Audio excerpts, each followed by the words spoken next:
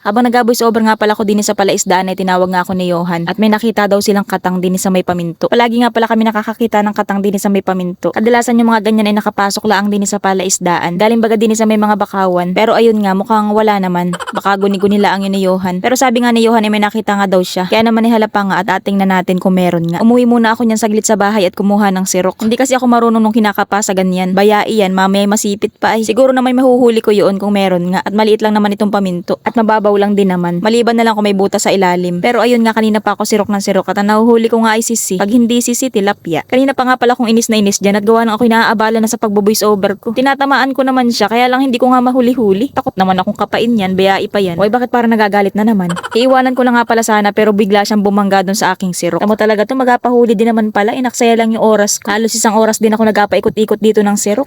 Pero yun na nga kaya pala pahirapan ako sa pagsirok sa kanya. Malaki pala. Pahirapang makapasok dun sa sirok. Ayos to, pwede na tong pambenta. Kapag ganun nga palang malaki ang katang ako, medyo nahihirapan magtali. Kasi nakakatakot at baka maisahan ako baga ng sipit. Ayan, ang laki ng sipit ay oh. Para bagang kapag nasipit ka niya na hindi ka abitawan hanggat hindi ka naiyak ay.